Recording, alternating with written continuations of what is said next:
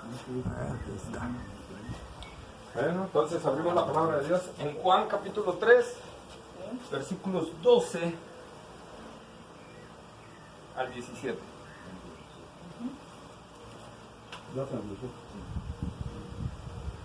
Amén. Amén. Como contexto vamos a leer desde el 11. Léanlo, por favor. Del 11 al 17. Dice así la palabra de Dios. De cierto te digo, que lo que sabemos hablamos, y lo que vemos testificamos. No recibís nuestro testimonio. Si os he dicho cosas terrenales y no creéis, ¿cómo creeréis si os dijere las celestiales? Nadie subió al cielo sino el que descendió del cielo, el Hijo del Hombre que está en el cielo. Y como Moisés levantó la serpiente en el desierto, así es necesario que el Hijo del Hombre sea levantado, para que todo aquel que en él cree no se pierda, mas tenga vida eterna. Porque de tal manera amó Dios al mundo, que ha dado a su Hijo unigénito, para que todo aquel que en él cree no se pierda, mas tenga vida eterna. Porque no envió Dios a su Hijo al mundo para condenar al mundo, sino para que el mundo sea salvo por él. El que en él cree no es Hasta condenado. el 17, Vamos a orar. Bendito Dios y Padre Celestial, Señor, gracias te damos, amantísimo Dios, por permitirnos este día, Señor, de reunirnos aquí, Señor, en casa de nuestros hermanos Ricardo y Débora, Señor, aquí en el Arito, Padre. Gracias por abrir este hogar, gracias, Padre, porque, Señor, tu palabra será dada, Señor, y te rogamos que tú hables a nuestros corazones.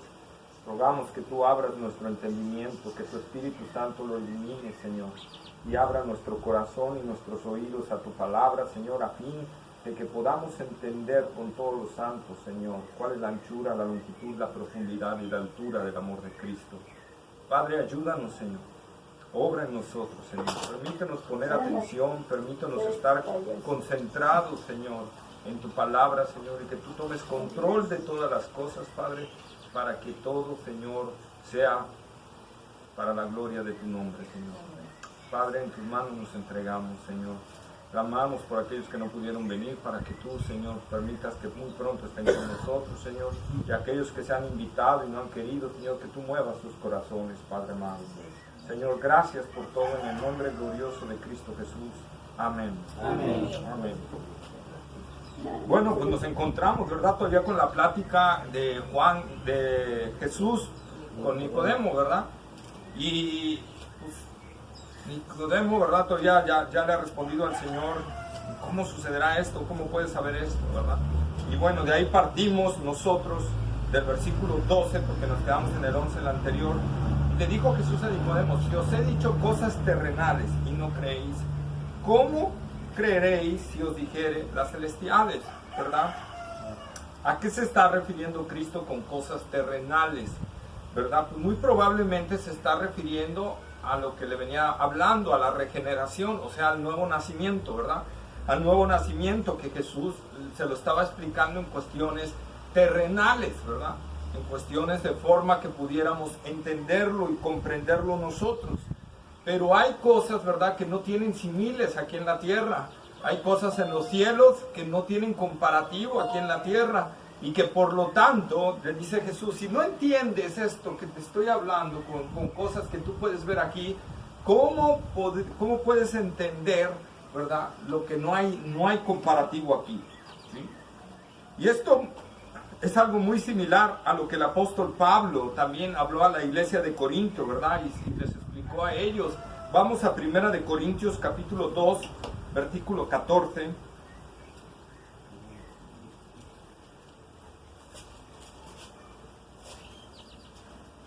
¿14? 12. 2.14. 1 de Corintios 2.14. Pero el hombre natural no acepta las cosas del Espíritu de Dios, porque para él son necedad, y no las puede entender, porque se disciernen espiritualmente. Ahí está, ¿verdad? Alguien, ¿verdad?, que no ha nacido de nuevo no puede entender las cosas del Espíritu, dice Pablo, ¿verdad? No puede. es indiferente, ¿sí? Ahora, por favor, ahí mismo en 1 de Corintios capítulo 2, pero los versículos 7 al 10. Mas hablamos sabiduría de Dios en misterio, la sabiduría oculta, la cual Dios predestinó antes de los siglos para nuestra gloria, a la que ninguno de los príncipes de este siglo conoció, porque si la hubieran conocido nunca habrían crucificado al Señor de gloria. Antes bien, como está escrito, cosas que ojo no vio, ni oído yo, ni aún subido en corazón de hombres son las que Dios ha preparado para los que le aman. Pero Dios nos las reveló a nosotros por el Espíritu, porque el Espíritu todo lo escudriña y aún lo profundo de Dios. ¿Ahí? El 10 nada más. Sí. Ajá. Entonces nosotros podemos ver, ¿verdad? Pablo dice, cosas que ojo ni vio, ni oído yo, ni han subido en corazón de hombre, son las que Dios ha preparado para los que le aman, ¿verdad?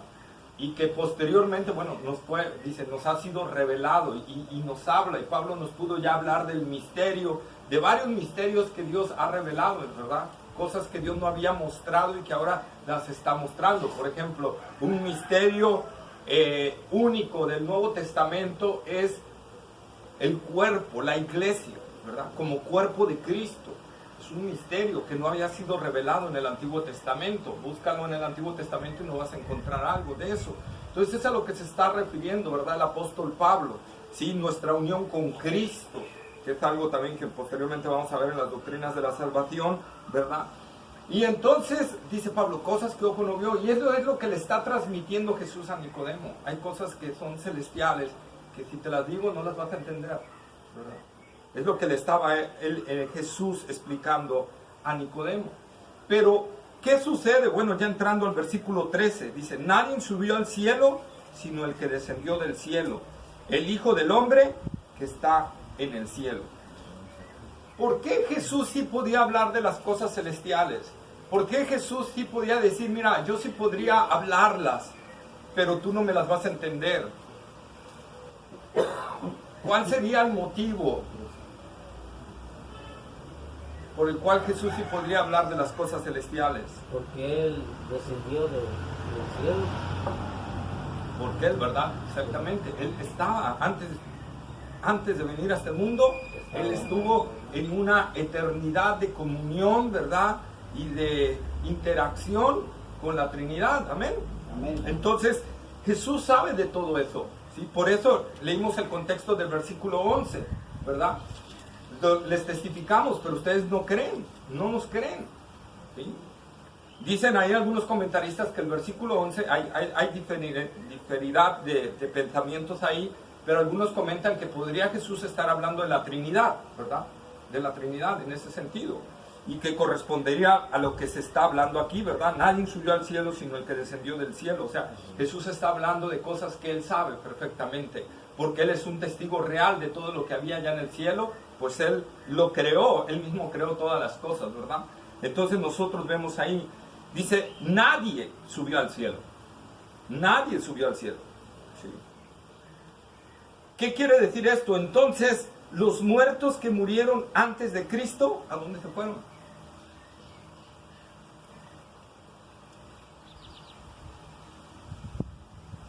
Duermen. ¿A dónde se fue Abraham? ¿A dónde se fue Noé? Si Jesús dijo, nadie subió al cielo. Pues pueden estar en un espacio donde no han percibido las cosas que hay allá, ¿no? Están durmiendo, como dice. ¿Y aún están? ¿Aún están ahí? Bueno, ahí nosotros tenemos que hablar en la cultura judía, y dentro de la cultura judía, y es algo, ¿verdad?, que nosotros vivimos, por ejemplo, el seno de Abraham, dentro de la cultura judía, no estaba en el cielo, estaba abajo, en la tierra, abajo, ¿sí? Junto con el infierno, ¿sí? Pero había una separación, como de un abismo entre ellos dos. O cima, ¿no? Dice, Ajá, sí. dice hay una cima Una entre cima. ellos y nosotros. Entre ellos, así es. Entonces, sí, pero estaban en el mismo lugar. Por eso, cuando Saúl, equivocadamente, ¿verdad?, y erróneamente va a consultar a una divina para que traiga a Samuel, ¿te aparece Samuel encarnado? No. ¿Cómo se aparece? En espíritu. ¿Sí? ¿Y dónde dice que estaba Samuel? Y luego, ¿qué le dice a Saúl? Mañana te vas a reunir con nosotros. Samuel no descendió del cielo, porque entonces, además de que nadie subió al cielo, nadie ha descendido del cielo más que Cristo Jesús. Entonces Samuel no pudo descender del cielo. Entonces, otra vez, la cultura judía ubicaba el seno de Abraham abajo en la tierra. ¿Sí? Abajo en la tierra. Por eso es que Jesús dice, nadie subió al cielo, sino el que descendió del cielo, ¿verdad? ¿Sí? Después de la resurrección de Cristo es cuando sucede el cambio, ¿verdad? Por eso Jesús le dijo después de la muerte de Cristo, que Jesús le dijo al malhechor, al ladrón, ¿verdad? Hoy estarás conmigo en el seno de Abraham. No, En el paraíso. en el paraíso. ¿Quién es el malhechor, Barrabás? No, el que está en la cruz.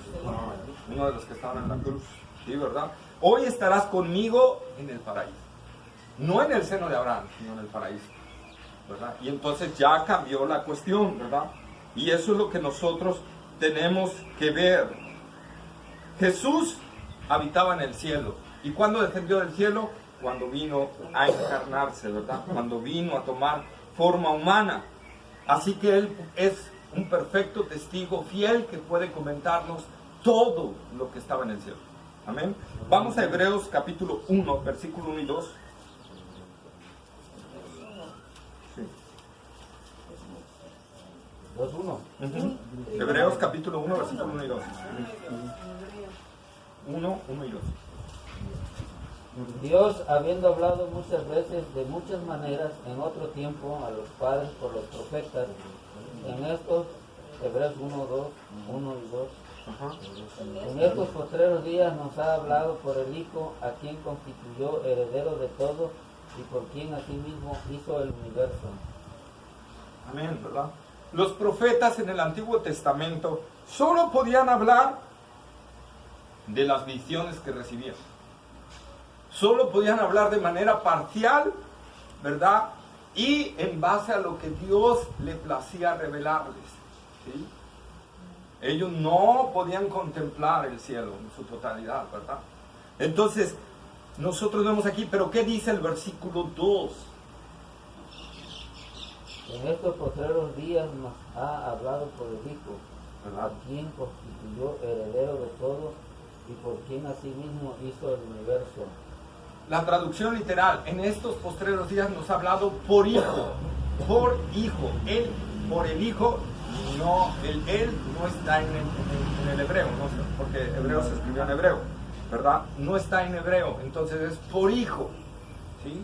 Por lo tanto, Cristo es la plena revelación de Dios. ¿Por qué? Porque una es Dios, porque Él ha estado eternamente en el cielo, ¿verdad? Y porque Él ha descendido para mostrarnos y revelarnos la verdad. Por eso Juan dijo en los primeros versículos, ¿verdad? Que Él estaba lleno de gracia y de verdad. ¿Sí? La ley por medio de Moisés fue dada, pero la gracia y la verdad vinieron por medio de Jesucristo. ¿Sí? Por eso la verdad plena. Por eso ya no hay más revelaciones.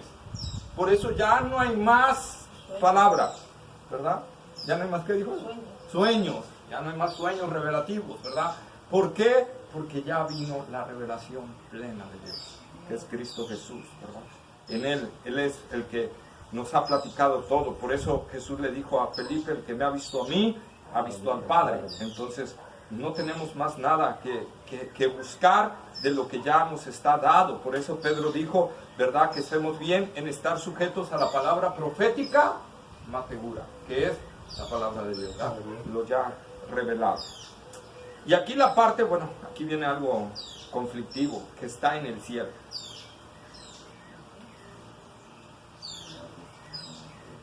Muchos manuscritos antiguos, no todos, no todos, pero muchos manuscritos antiguos omiten esta parte. O sea, no viene esta parte muchos, en otros pocos sí viene. Por lo tanto, ¿verdad? algunos expertos en crítica textual, la crítica textual no es mala, la crítica textual es la que valida la palabra de Dios, es algo bueno, es la que le ha dado sustento a la palabra de Dios, por medio de la cual los ateos no han podido destruir la palabra de Dios, ¿verdad? Porque hasta ateos utilizan crítica textual, ¿sí? Entonces la crítica textual dice que en varios manuscritos antiguos no aparece esto, por lo tanto muy probablemente fue una añadidura, muy probablemente, ¿verdad? Aunque aparecen algunos otros, ¿sí?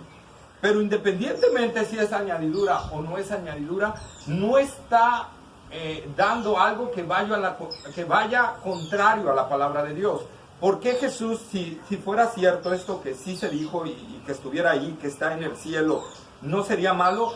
Porque Jesús es Dios, y Jesús es, al ser Dios, ¿qué es? ¿Puede estar en la tierra y en el cielo al mismo tiempo? Sí, Sí.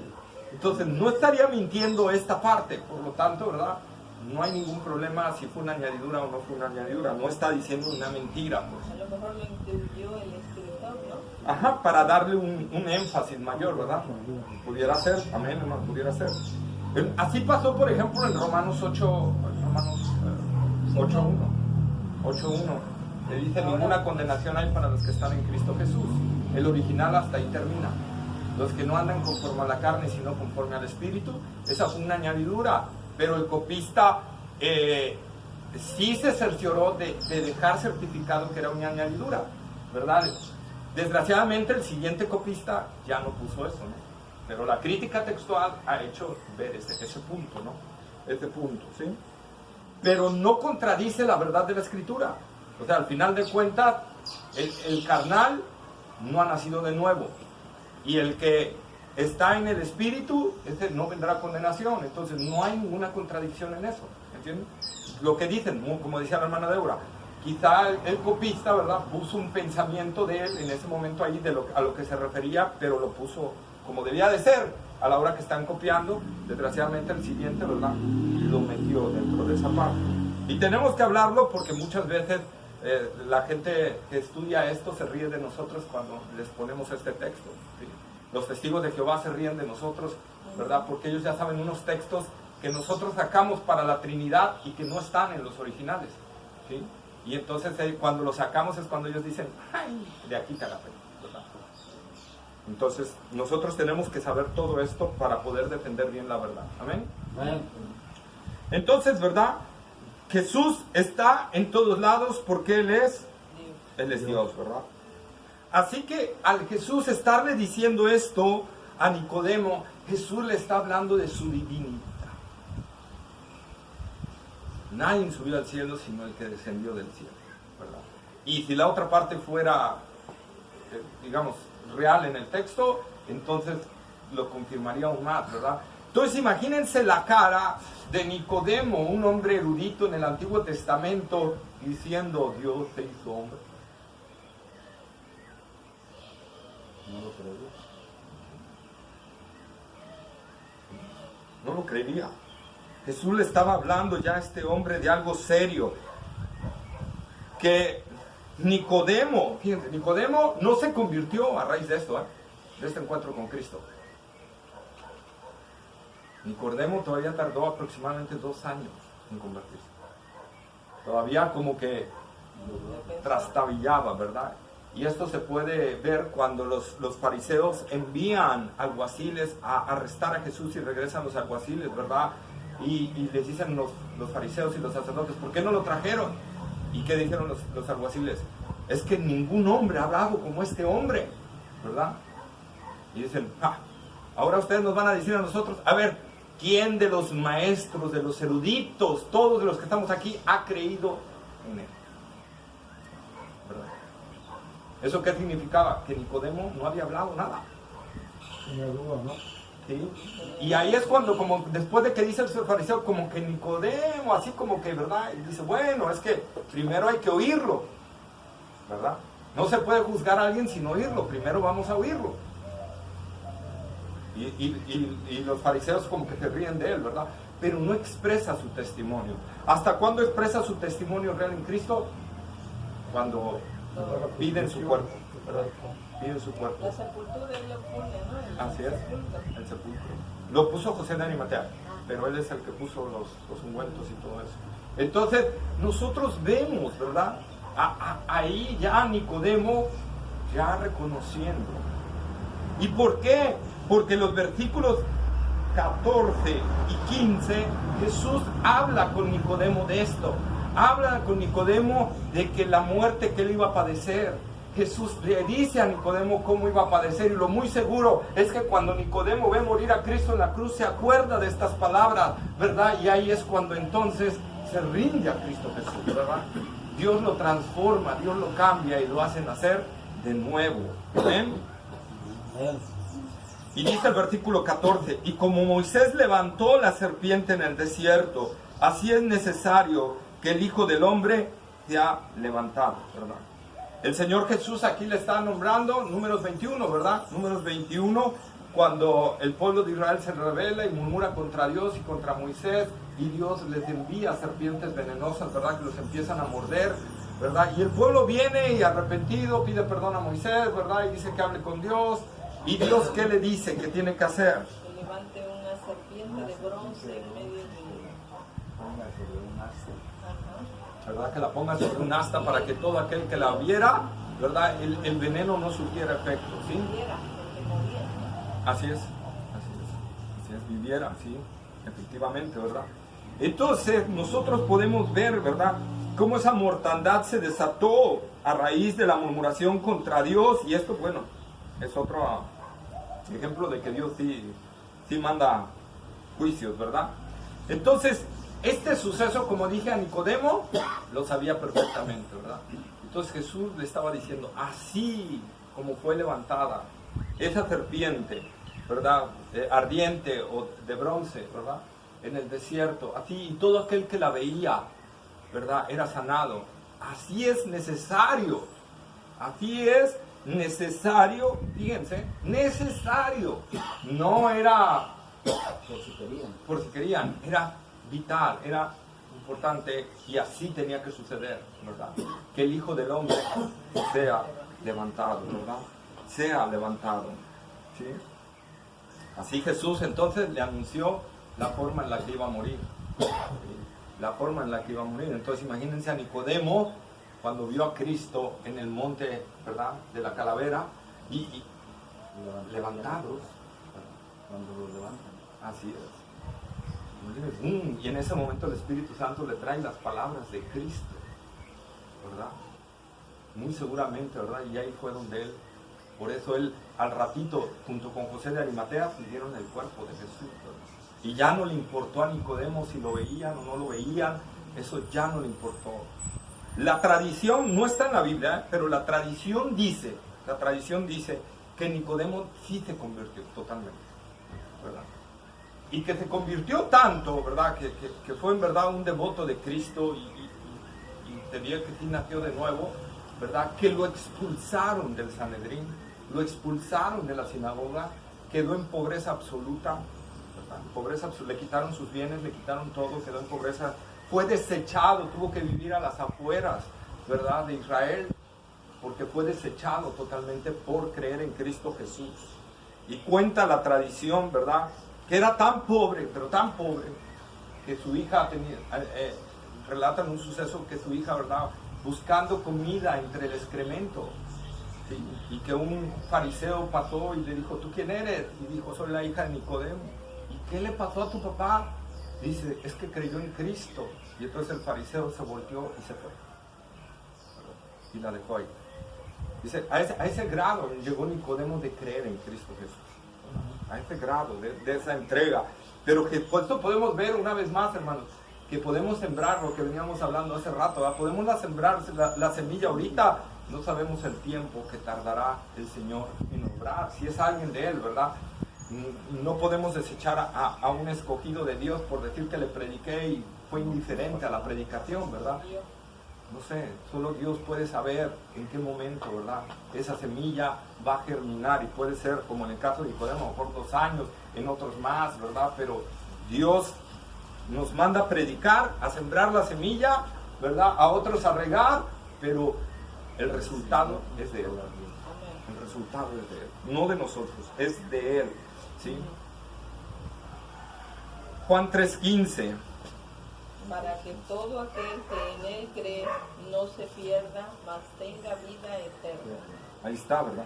Así todo aquel que miraba a la serpiente era libertado del veneno. Así todo aquel que ve a Cristo con una fe intensa, continua, permanente, ¿verdad? Tendrá salvación y vida eterna. Es decir, como dijera Pablo, ¿verdad? Que cree y siga creyendo. Ah, hermano, ¿dónde está eso? Romanos capítulo 1, versículo 17.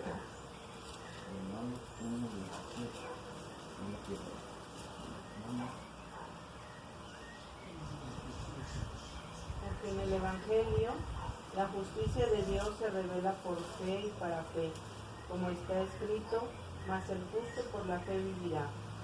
Ahí está, ¿verdad? Por fe y para fe. Por fe y para fe. ¿Qué quiere decir esto? Se puede traducir también de fe en fe, o para más fácil a nosotros, fe de principio a fin. Fe de principio a fin. Entonces, eso es lo que está diciendo Jesús, ¿verdad? Eso es lo que Él está hablando. Ahora, la serpiente de bronce en el desierto era un tipo de Cristo, ¿verdad? Cristo es el antitipo, la serpiente en el desierto es el tipo. Pues el antitipo en este sentido supera por mucho al tipo, o sea, supera por mucho a la serpiente en el desierto. ¿Por qué? Vamos a ver unos puntos. Primer punto, el pueblo estaba en mortandad física en el desierto, ¿verdad? Las serpientes lo estaban picando y morían físicamente. Hoy en día, bueno, desde siempre, ¿verdad? Pero por ponerlo así, la humanidad está muriendo, está muerta espiritualmente, ¿verdad? Está muerta espiritualmente. 2. La serpiente de bronce en sí misma no tenía poder para sanar. En sí misma no tenía poder para sanar. ¿Por qué sanaban entonces? Por la fe que ejercían, deben verlo.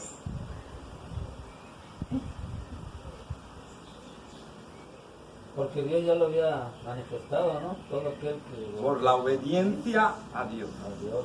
¿verdad? Por la obediencia a Dios. Por la obediencia a Dios. Y por eso, ¿verdad? Y en Cristo, sí, Cristo sí, ¿verdad? Da sanidad. ¿Sí? Cristo sí da sanidad espiritual a nuestras vidas. Y como dice Isaías 53, mas el herido fue por nuestras rebeliones, molido por nuestros pecados, el castigo de nuestra paz fue sobre él, y por sus llagas fuimos nosotros curados. Así que 3, si un israelita miraba a la serpiente, tenía sanidad física. Pero si mira a Cristo con fe, recibe vida espiritual. Entonces, el antitipo supera al tipo, ¿verdad? Y por mucho. ¿Sí? Entonces Dios había decretado ya, como ya hablamos, ¿verdad? Desde antes de la fundación del mundo, que Cristo muriera en la cruz, ¿verdad? Y muy probablemente, solo como un símil ligero, para eso levantó la serpiente en el desierto, ¿verdad? Comentaba nuestro hermano Héctor, ¿verdad? Que un animal inmundo, Cristo se hizo maldición por nosotros, ¿verdad? También podría significar esa serpiente de bronce levantada ahí, la derrota de Satanás, ¿verdad? ¿Dónde venció Cristo a Satanás? En la cruz. En la cruz, ¿verdad? Y muy probablemente por eso Dios dijo, levanta una serpiente, porque ahí, ¿verdad? Unos 1500 años después va a ser derrotada esa serpiente, ¿verdad? En esa cruz, por medio de la cruz, ¿verdad? Y eso es algo maravilloso que nosotros tenemos que ver, ¿verdad? La misma serpiente que tentó a los primeros padres, ¿no? Así es, exacto. Y esa serpiente simbolizada, digo, podría ser en esa serpiente de bronce y simbolizando su derrota en la cruz del Calvario, ¿verdad? Y sembrando su derrota en la cruz del Calvario. ¿Sí? Entonces, que dice, y así como Moisés levantó la serpiente en el desierto, así es necesario que el Hijo del Hombre sea levantado para que todo aquel que en él cree no se pierda, sino que tenga vida eterna, ¿verdad? Tenga. está en tiempo presente. O sea que en cuanto te cree, te tiene. Es instantáneo, ¿verdad? Tiene ya vida eterna, no va a tener, tiene ya vida eterna, ¿sí? Y vida eterna es una de las expresiones favoritas de Juan. Es una de las expresiones favoritas de Juan. Siendo aquí la primera de 17 referencias que Juan cita. Es el evangelio que más cita vida eterna. Más cita, ¿sí? Comparada con 8 de los sinópticos y 6 en primera de Juan. Fíjense, aunque en su carta, ¿verdad? En la misma carta de Juan, lo cita más. Pero en los evangelios sinópticos, vida eterna aparece 8 veces. ¿Y cuántas dijimos que en el evangelio de Juan? 17. ¿Sí? Entonces, notemos cómo la vida espiritual que Dios ofrece se relaciona estrechamente con Cristo. Sin Cristo no hay vida eterna. La única forma de tener vida eterna es Cristo. ¿Qué dijo en Juan 14:6? Claro, sí hay vida eterna, pero separado de él, ¿no? No hay vida eterna separada. En el lago de fuego, No, esa será muerte eterna. muerte eterna. Es la segunda muerte. Separado de Dios totalmente. Bueno, como dijimos, muerte no es dejar de existir, muerte es separación, ¿verdad? Separación. Entonces será una separación definitiva en ese sentido. Entonces la vida eterna solo está en Jesús. Juan 14:6 que dijo: yo soy el camino, la verdad y la vida, ¿verdad? Y la vida. Juan capítulo 1 versículo 4. En él estaba la vida y la vida era la luz de los hombres. Ahí está, ¿verdad? Colosenses 3:3.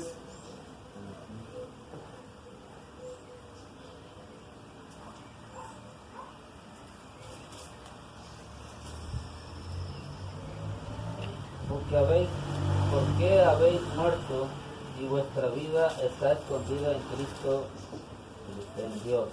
Ahí está, ¿verdad? Está escondida con Cristo en Dios. Está escondida con Cristo en Dios. Vuestra vida está escondida en Cristo con Dios. Aparte de Cristo no hay vida espiritual, ¿verdad? Aparte de Él. En esencia, vida eterna es la participación del creyente en la vida bendita y sin fin de Cristo. Como les decía, ¿qué es vida eterna? La vida de Dios en nosotros, Cristo en nosotros. Eso es vida eterna. Cristo en nosotros. ¿Por qué? Porque eternidad es sin principio y sin fin. Entonces, yo tuve un principio. Al momento que Dios nos dio vida, tuvimos un principio. Pero entonces, ¿por qué es eterna? Porque es la vida de Dios. El Cristo en nosotros, la esperanza de gloria, dice Pablo, ¿verdad? Cristo en nosotros. Eso es vida eterna. Que nosotros, ¿verdad? Estamos en Cristo. Entonces, es vida eterna, es la participación del creyente en la vida bendita y sin fin de Cristo por medio de la unión con Él. Por medio de la unión con Él. Vamos a Romanos 5:21, por favor.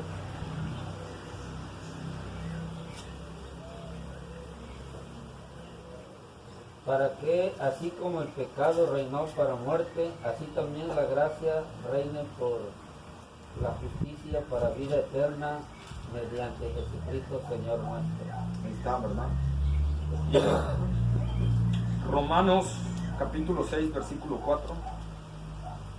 Porque somos sepultados juntamente con Él para muerte por el bautismo, a fin de que como Cristo resucitó de los muertos por la gloria del Padre, así también nosotros andemos en vida nueva. Ahí está, ¿no? Andemos en vida nueva. Segunda de Corintios 5:17. De modo que si alguno está en Cristo, nueva criatura es. Las cosas pasaron, he aquí todas son hechas nuevas.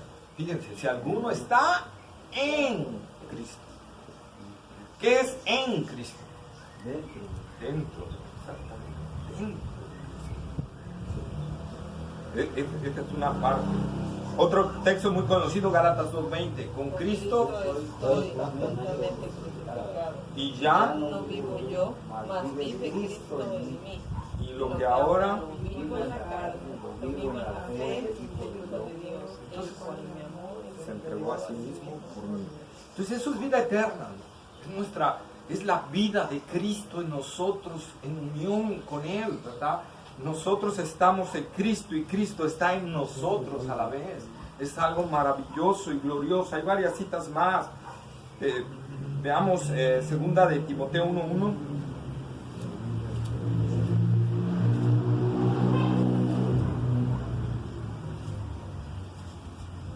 Pablo, apóstol de Jesucristo por la voluntad de Dios, según la promesa de la vida que es en Cristo Jesús.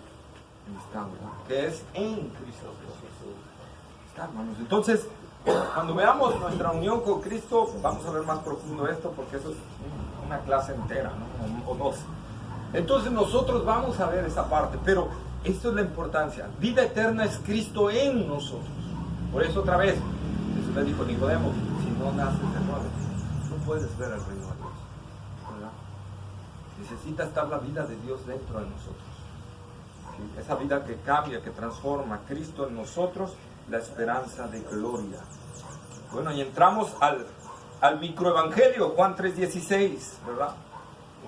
Porque de tal manera amó Dios al mundo que ha dado a su Hijo unigénito para que todo aquel que en Él cree no se pierda, mas tenga vida eterna, ¿verdad? Y comienza Juan, de tal manera. De tal manera, muchos alegan si terminó en el 15 el diálogo con Nicodemo o termina hasta el 36, ¿verdad?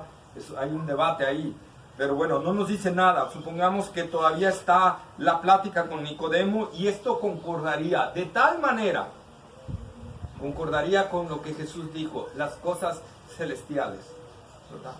Las cosas celestiales. No hay nada en la tierra que te compare al amor de Dios. El amor más grande que pueda haber en la tierra es un grano de arena en el universo con respecto al amor de Dios. ¿Sí? Y podríamos hablar del amor de una madre hacia un hijo, ¿verdad? Que todos estaremos de acuerdo que quizás es el amor más grande que pueda haber aquí en la tierra. Bueno, ese amor comparado con el de Dios es nada. Por eso dice Juan, o dice el Señor Jesucristo, de tal manera, ¿verdad? De una manera que no es posible encontrarlo aquí en la tierra. Es algo celestial, es algo de Dios, ¿verdad? Que supera por mucho a todo lo que nosotros hemos visto aquí en la tierra. De tal manera amó Dios al mundo. Y aquí viene la parte importante. ¿A quién se refiere por mundo? Bueno, vamos por favor a ver los contextos y textos que nos hablen algo similar. Primera de Juan 3:1.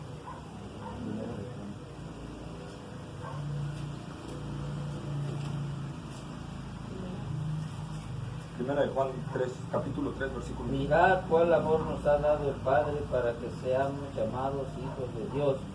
Por esto el mundo no nos conoce, porque no le conoció a Él. Ahí está. De tal manera, mirad cuál amor. De expresión diferente, simbolizando lo mismo. Mirad qué muestra de amor tan grande de Dios que nos ha hecho sus hijos. ¿Sí? De tal manera amó Dios al mundo. Mirad la manera en que Dios nos amó, que nos hizo sus hijos. ¿Sí? El amor de Dios que está amando al mundo es el amor de Dios que nos hace hijos, ¿verdad? Mirad cuál amor nos ha dado el Padre, ¿sí? El simil. Ahora, Juan, Evangelio de San Juan, capítulo 13, versículo 1. 13, 1.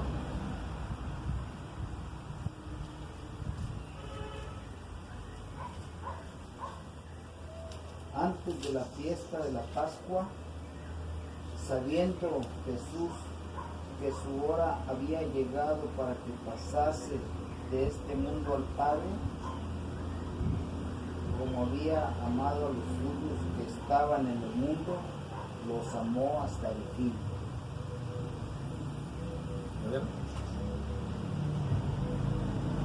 Como había amado, a ver, ¿quiénes? Que estaban en el mundo, estaban en el mundo, ¿verdad? Los amó hasta el fin. Es un amor de Dios que no mengua más, ¿verdad? Y vamos a ver algo importante, pero más adelante. Juan 17:6. Juan capítulo 17, versículo 6. Es manifestado tu nombre, Y los hombres que del mundo me diste, tuyos eran, y me los diste. Y han guardado tu palabra. Ahora, ¿Cómo dice? ¿Cómo dice? Ya han guardado tu palabra. ¿Cómo he dice? manifestado mi nombre, tu nombre, perdón, a los hombres ¿Qué? que me diste, y y del mundo me Y en diste. el mundo Que del mundo le y diste. me los diste, y han guardado tu palabra. Así, A Que ver, me has dado, y han guardado tu y palabra. han guardado. eso. Que del mundo Me diste. me diste. ¿Y qué más? ¿Y qué dice? Tuyos Tuyos eran. eran y me los diste. Tuyos eran pasado. ¿Por qué le dice tuyos eran? Si estaban en el mundo. ¿Por qué nos creó? ¿Y no creó a todo el mundo? Entonces, no, porque ella lo predestinó, Los predestinó, los escogió desde antes de la fundación del mundo y los hizo suyos en Cristo Jesús. ¿Verdad? Tuyos eran y me los diste. Estaban en el mundo. De tal manera amó Dios al mundo. Sí. Juan 17:9. Ahí mismo, yo ruego por ellos, no ruego por el mundo, sino por los que me diste, porque tuyos son. Ahí está, ¿verdad? Jesús no ora por el mundo, ora por los que les dio el Padre que están en el mundo, ¿verdad? Esta parte importante, ¿sí? Ahora, la palabra griega amó, agapá, ¿verdad? Está en aoristo, en tiempo imperfecto. ¿Qué significa eso en el griego? Eso significa un amor en acción, ¿sí? Un amor que parte... Uy, me cerró.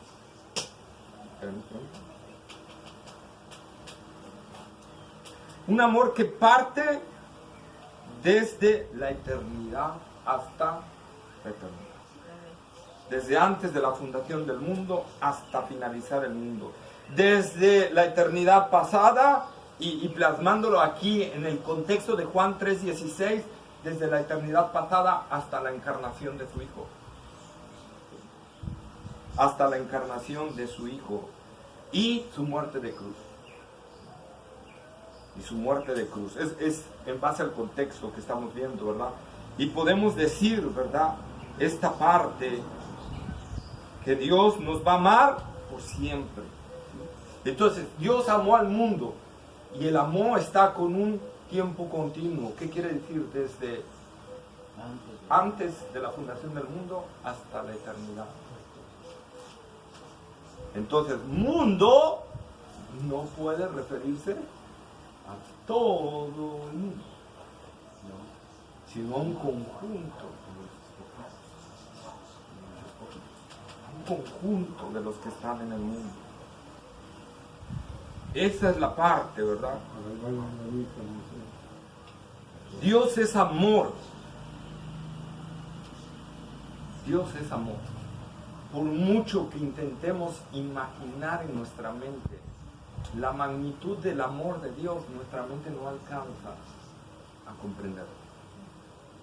Nuestra mente, por más que intentemos extrapolar esta verdad, no podemos comprender el amor. Porque el amor de Dios es infinito. Es infinito.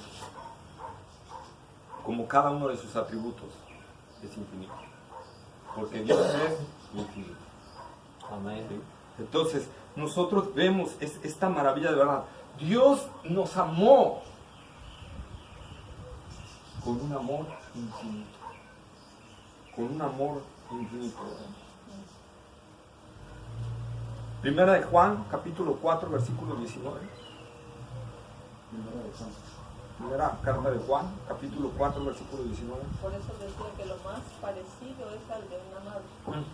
Lo más parecido. Nosotros le amamos a Él porque Él nos amó primero.